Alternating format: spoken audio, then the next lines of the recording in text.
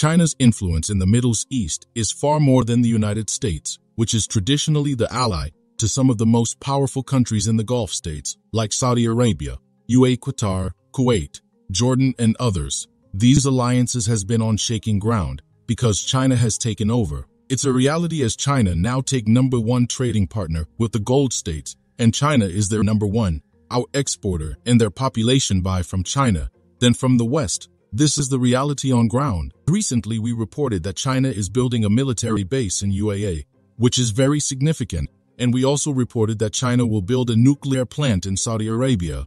All these are important to the Gulf states, so traditionally China has so much influence, hence the reason for the U.S. to go on it. Kneels to beg China for help in stopping the Yemen's Houthi rebels. Stay with us to know China's response. Hello and welcome back to Innovative Check YouTube channel, where we delve into the innovative and transformative projects changing our world.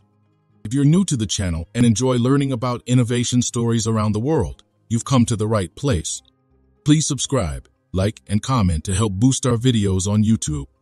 The United States is turning to China for assistance in addressing the escalating situation in the Red Sea, where Yemen's Houthi rebels have intensified their attacks on cargo ships carrying goods from the U.S. to other nations of the world.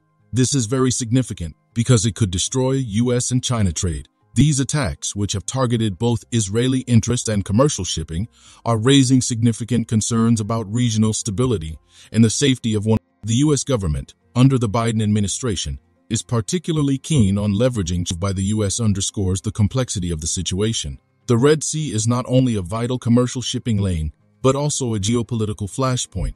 The recent surge in Houthi attacks using ballistic missiles and drones has alarmed various international stakeholders. These actions are not just seen as a regional issue, but as a threat to global trade and security. The Houthis, operating from northern Yemen, justify their actions as a form of retaliation against Israeli operations in Gaza. However, their tactics have broader implications, disrupting international shipping and prompting companies like BP to suspend their Red Sea operations. This disruption poses a significant risk to the global supply chain, especially for oil and consumer goods.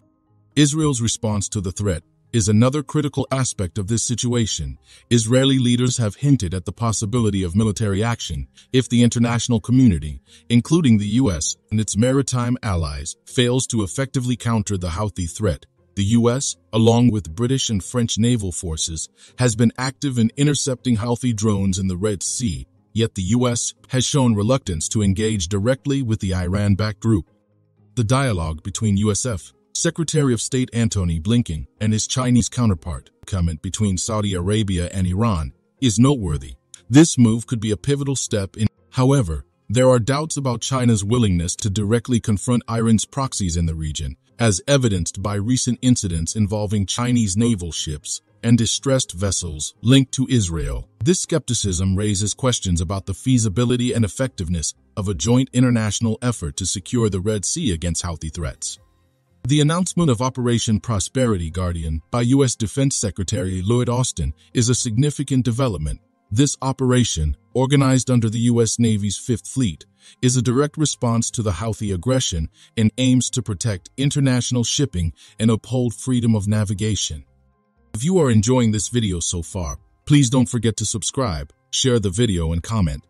The U.S. Special Envoy for Yemen, Tim Lenderking, emphasizes that the peace negotiations, facilitated by the United Nations, are approaching a crucial phase. The U.S. finds itself in a difficult position, balancing the need to protect critical maritime routes with the desire to avoid direct military confrontation with the Houthis and, by extension, Iran. The presence of the Dwight D. Eisenhower carrier strike group in the region indicates the U.S. readiness to respond, but the preference remains for a diplomatic solution involving key international players like China.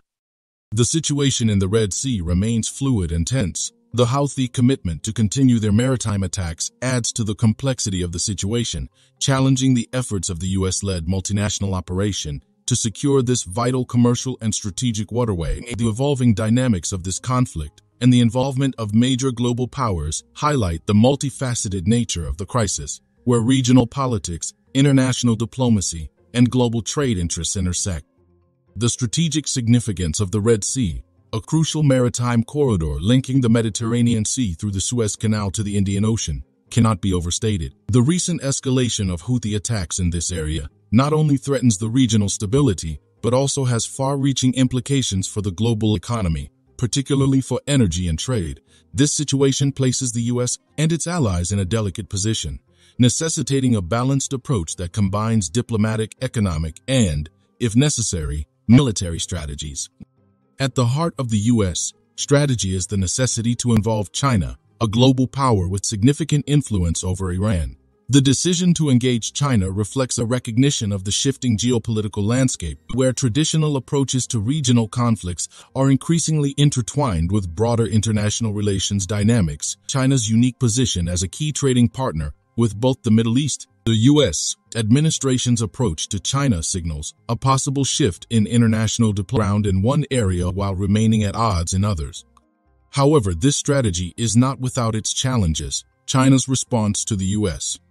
The role of regional players, particularly Saudi Arabia and Iran, is equally critical. The fragility of these peace efforts is evident, as continued Houthi aggression could derail. The complexity of the Yemen conflict, with its array of local, regional, and international actors, reflects the intricate tapestry of Middle Eastern geopolitics. The U.S. finds itself navigating a landscape where its traditional allies, like Saudi Arabia and Israel, have their own strategic interests and perspectives on how to address the Houthi threat. Balancing these interests with the overarching goal of regional stability and global maritime security is a daunting task. Furthermore, the U.S.'s own position is complicated by its desire to re-enter. In addition to diplomatic efforts, there is a growing emphasis on bolstering maritime security. In the Red Sea, the U.S.-led Operation Prosperity Guardian aims to enhance surveillance and response capabilities to protect commercial shipping. This initiative underscores the importance of maintaining freedom of navigation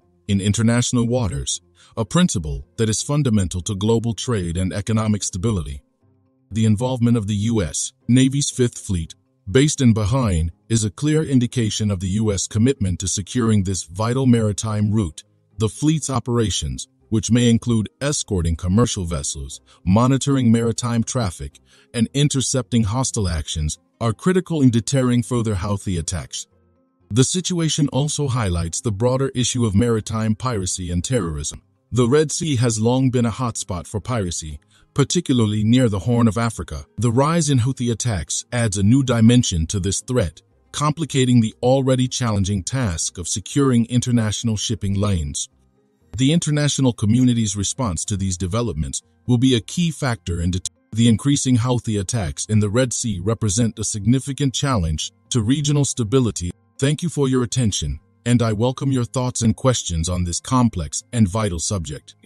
Do you want to watch more videos like this one? If yes, please like and share the video and subscribe to get exclusive videos about how phenomenally China is developing and growing its influence. Your subscriptions and likes motivate us to generate more content, so please keep supporting us. Check out this video showing on your screen right now, and I will see you on the other side.